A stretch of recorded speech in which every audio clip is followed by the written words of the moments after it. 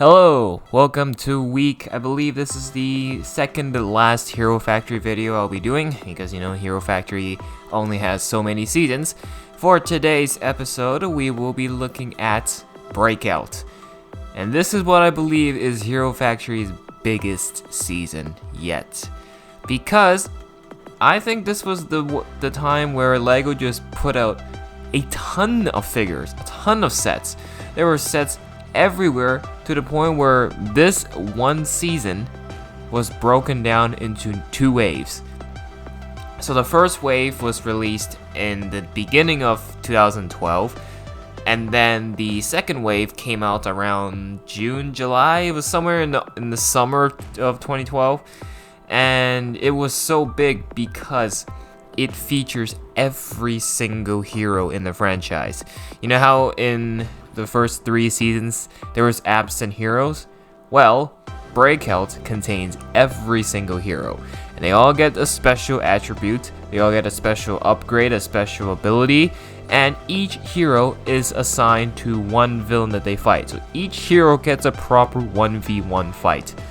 So, not only do we have every single hero, we have a villain to go with each one of them. So you can just think how many sets there is. So we have 9 heroes, and then of course we have 9 villains. So we had a total of 18 sets. It was crazy, and it was definitely a season where I wish I invested in. Because the biggest season I didn't invest. I remember when I started actually buying Hero Factory sets. It was when the final season Brain Attack was out, and I purchased some of the figures in retail, I remember.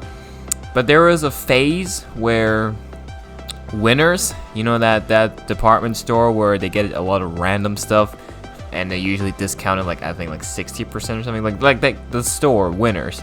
There was a phase where they had a couple of the Hero Factory figures from the second wave of this season.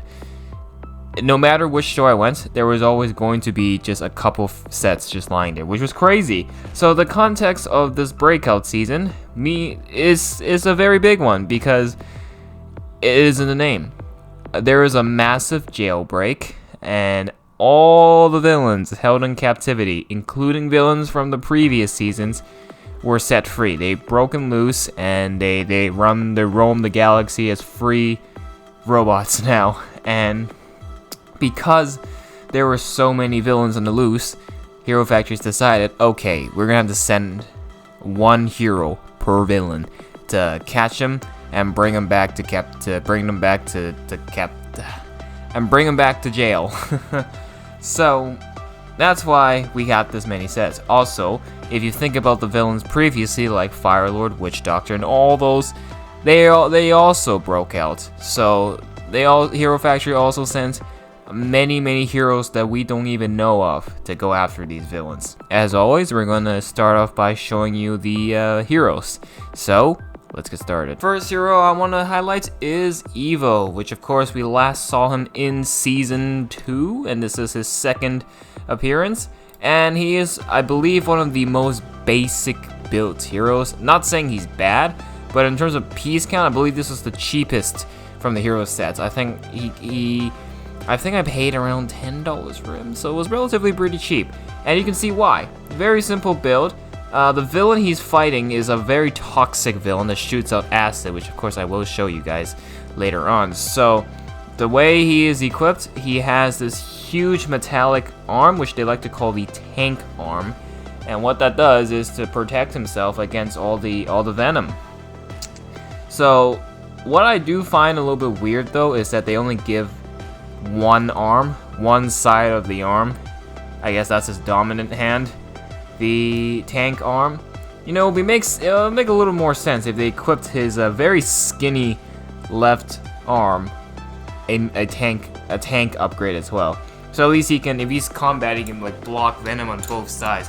Because what are the chances he's only going to be blocking venom coming from his right? So, but other than that, it's like I said, it's a very basic build.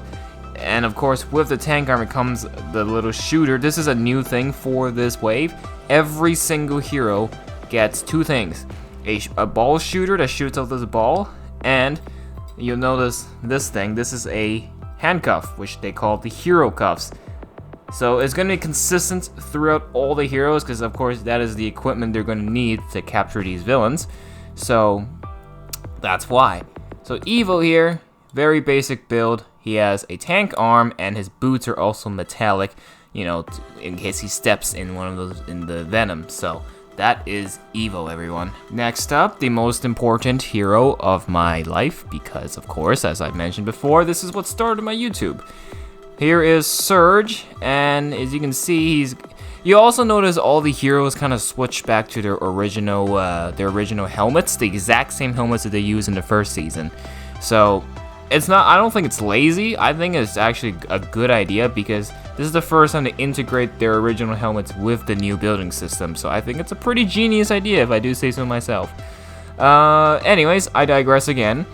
I believe the villain he's fighting is like a space two-faced character. His name is the villain's name is literally called Splitface. So the stuff Surge is equipped here is to fight in space, to fight in anti-gravity.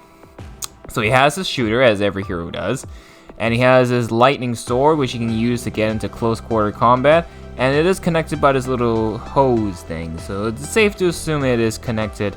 It is powered. This thing is powered within himself.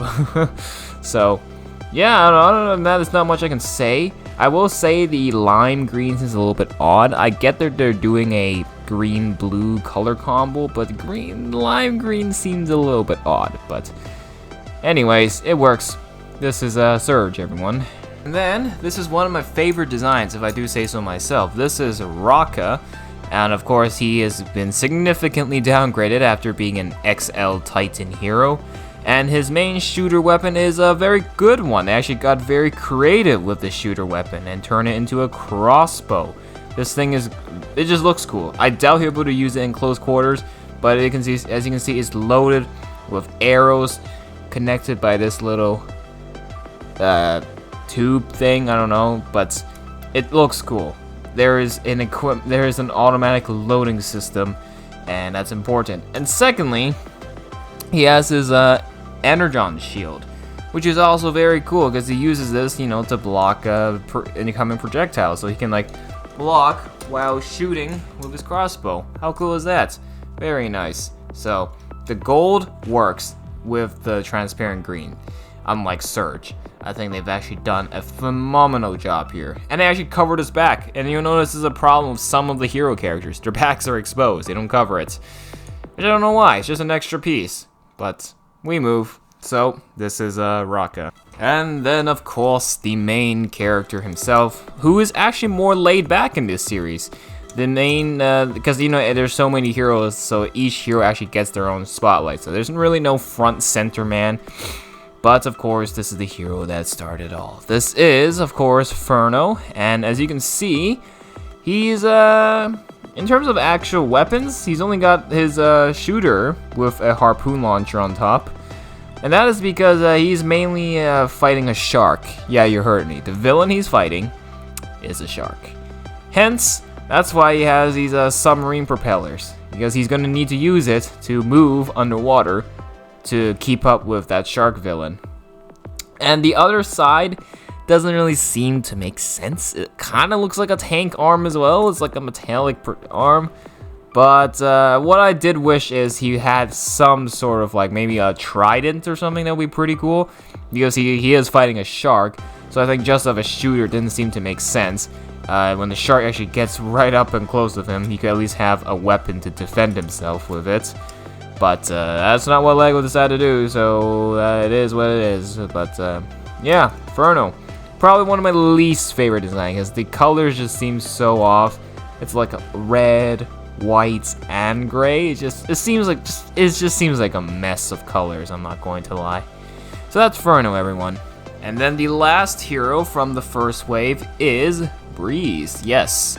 So that is everything from the first wave.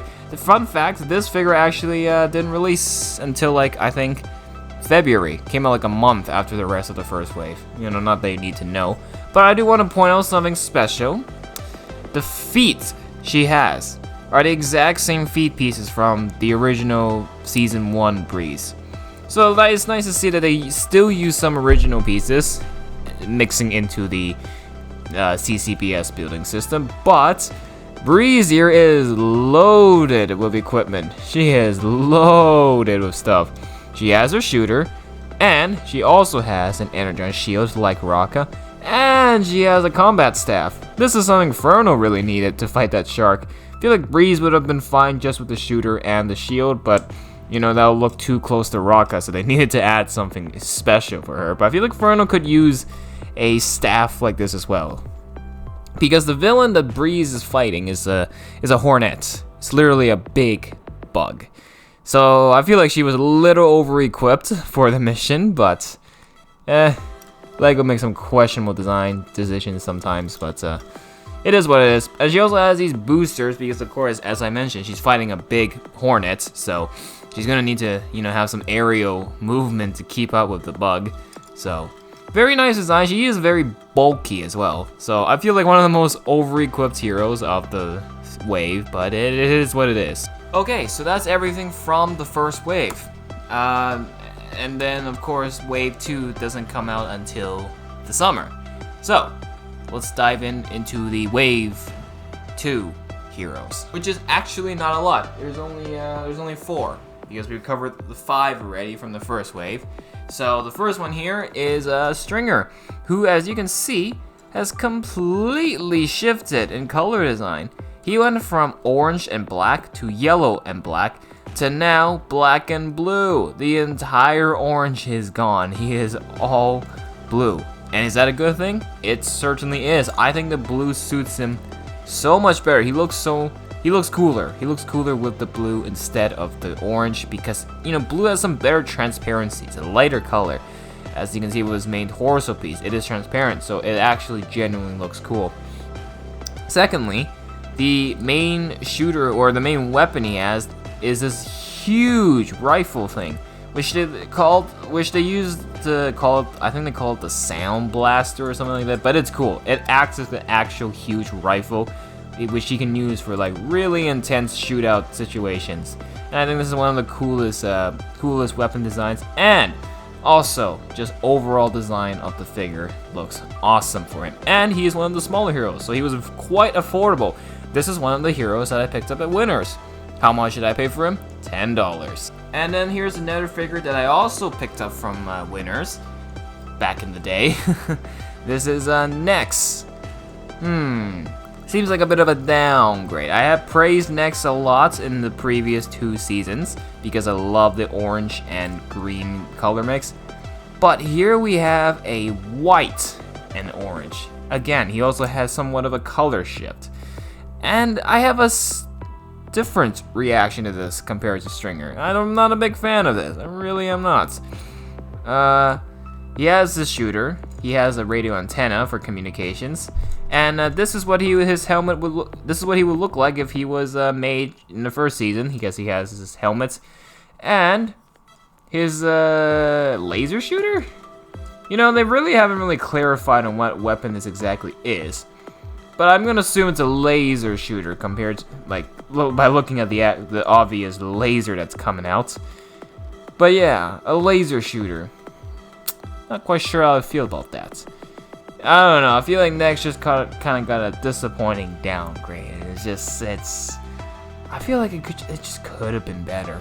It could have been better.